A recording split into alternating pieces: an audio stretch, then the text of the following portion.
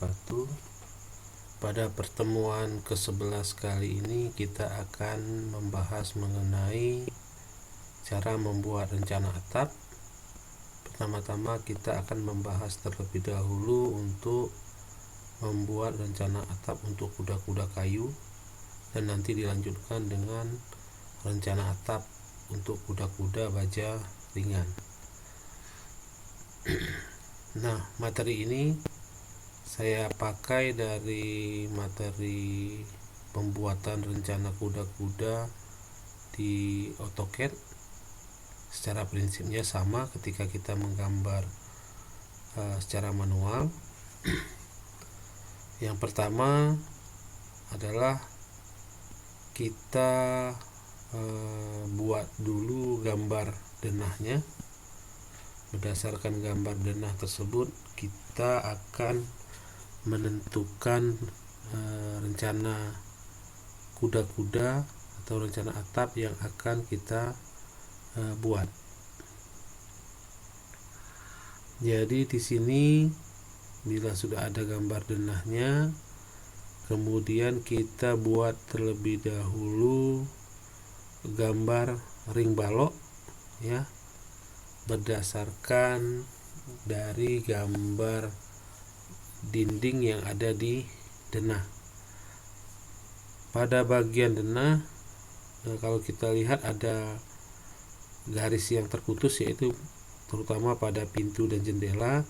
Nah, di sini untuk ring balok kita buat dia semuanya menerus, tidak ada yang terputus ya. Jadi dari denah yang terputus itu kita rubah menjadi garis yang menerus semua seperti ini. Ya, kita lihat di sini tidak ada lagi yang putus-putus untuk bukaan. Jadi semuanya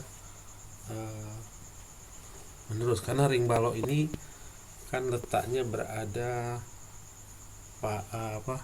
paling atas dari dinding bata ya. Jadi seperti ini kita pertama buat, dan dilengkapi juga dengan garis atapnya ya, karena garis atap ini yang akan menentukan peletakan kuda-kudanya. Setelah kita siap membuat garis ring balok, langkah berikutnya adalah membuat kuda-kuda ya. Ini kuda-kuda penuh. Gambar kuda-kuda itu kalau ini sistemnya adalah sistem gapit ya, jadi ini ada kaki kuda-kuda bagian tengah, dan bagian bawahnya adalah balok tariknya yang menggapit kaki kuda-kuda. Nah, ini kita letakkan gambar kaki kuda-kuda ini dulu di letak yang tertinggi ya. Misalnya ini pada kasus seperti ini kita letakkan dulu di konstruksi yang tertinggi ini ya. Jadi ada di ujung di sini ada top gavel, kemudian ada di puncak segitiga ini. Nah, berikutnya kita bagi jarak maksimal 3 meter ya untuk konstruksi kayu. Jadi jika jaraknya lebih dari 3 meter maka harus ditambah kuda-kuda. Ya, begitu juga di sini yang ada puncak. Awalnya kita lihat seperti ini sebelum dipasang kuda-kuda. Nah, jadi pasang kuda-kuda itu adalah di puncak-puncaknya ini. Ini ujung, ini puncaknya kita letakkan. Di sini juga kuda-kuda. Nah, kuda-kuda ini harus kita perhatikan menumpunya di mana ya. Harus ada balok yang menumpu. Kalau tidak dia akan jatuh. Jadi kita letakkan seperti itu. Nah, ini ada puncak juga, berarti sini ada kuda-kuda, dan di sini juga bisa diletakkan kuda-kuda untuk menumpu ini ya. Jadi hasilnya seperti ini. Nah, seperti ini. Nah, jarak dari sini yang terlampau jauh, lebih dari 3 meter, harus ditambahkan lagi juga kuda-kuda. Begitu. Nah, setelah kuda ini siap, nah ini kita pasang setengah kuda-kuda ya. Setengah kuda-kuda itu letaknya berada di daerah segitiga ini. Setiap ada daerah segitiga ini kita selalu memasang setengah kuda-kuda ya, seperti ini setengah kuda-kuda. Kalau ini kan kuda-kuda penuh, ini setengah kuda-kuda. Berikutnya ini juga bagian dari bentuk segitiga atapnya ya, itu atap perisai. Oh ya, jadi kita ini membahas untuk atap perisai. Atap pelana mungkin akan lebih sederhana dari atap perisai. Nah, di sini ya, kita pasangkan atap setengah kuda-kuda dan di ujung ini. Ya, jadi bagian-bagian ujung semua yang diletakkan setengah kuda-kuda. Setelah setengah kuda-kuda sudah semua dipasang, nah di sini kemudian hapus garis yang berpotongan dengan ring balok. Karena kuda-kuda posisinya berada di atas ring balok, maka yang dihapus adalah garis yang di bawahnya. Nah, di sini tentu ring balok berada di bawah kuda-kuda. Jadi kita rapikan, kita hapus garis-garis yang semula kan dia bertimpa ya kalau kita gambar saling berpotongan, sehingga kita bersihkan sehingga di sini bisa kita lihat dengan jelas mana yang posisinya paling atas ya, seperti itu. Jadi kita rapikan, kita hapus. Nah, seperti ini hasilnya. Setelah selesai itu sekarang kita buat jurai atau bumbungan atap ya, bumbungan atap. Ini puncak-puncaknya ini. Nah, ini caranya kita buat dengan berapa garis? 1, 2, 3, 4 ya, sama seperti kuda-kuda juga ada 4 garis. Nah, seperti ini. Jadi kita buat semua 4 garis, tapi jaraknya lebih rapat ya, 4 garis, tidak seperti kuda-kuda yang lebih jarang. Ini agak lebih rapat. Nah, seperti ini setiap puncak ya, tapi di luar ya, bukan jurai dalam. Jurai dalam nanti kita buatnya lain lagi pakai papan. Nah, seperti ini. Berikutnya, nah ini kalau kita perbesar gambarnya, jurai ini ada 1, 2, 3, 4 garis. Yang putus-putus ini adalah asnya ya, asnya atap.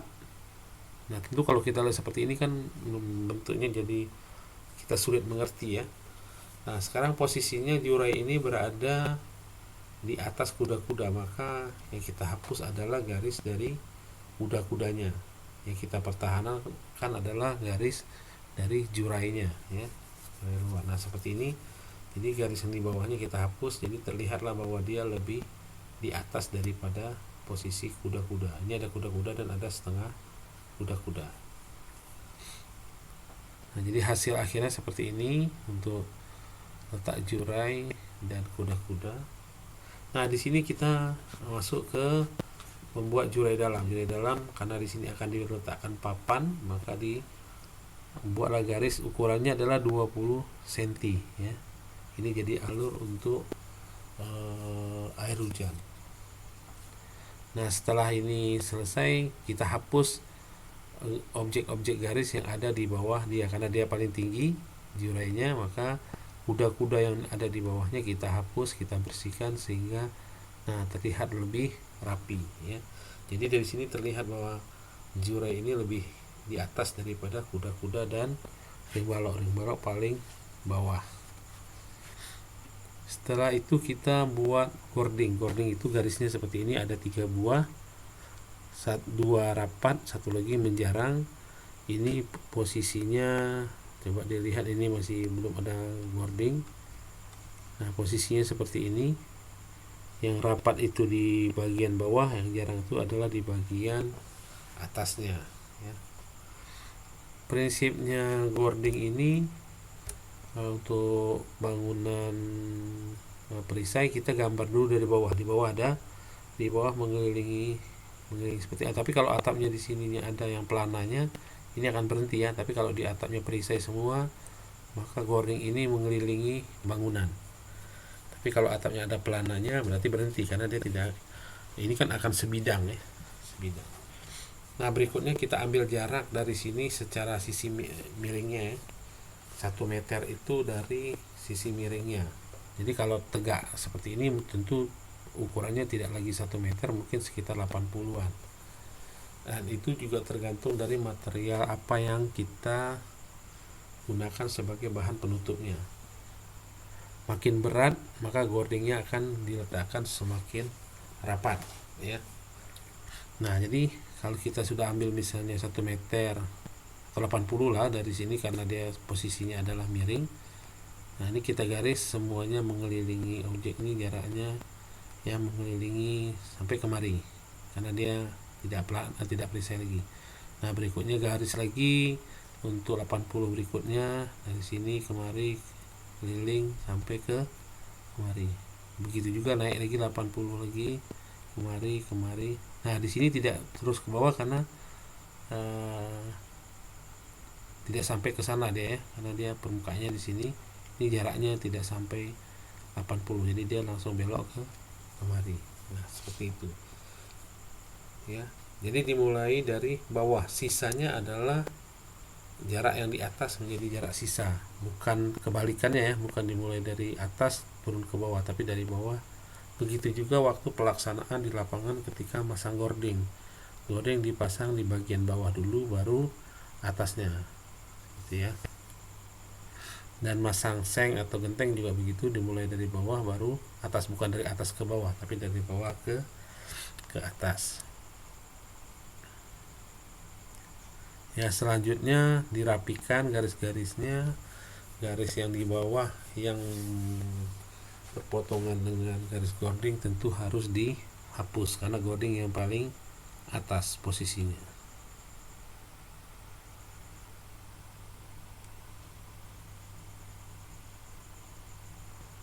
Ya, demikianlah untuk yang kuda-kuda kayu.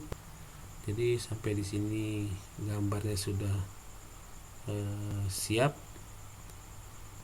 Ini tidak karena atapnya rencananya pakai seng, jadi tidak ada kasau dengan ring. Kalau rencananya untuk menggunakan atap dengan bahan genteng ataupun kayu, jadi lupa kayu ya. Nah, ini harus ada kasau dan ring.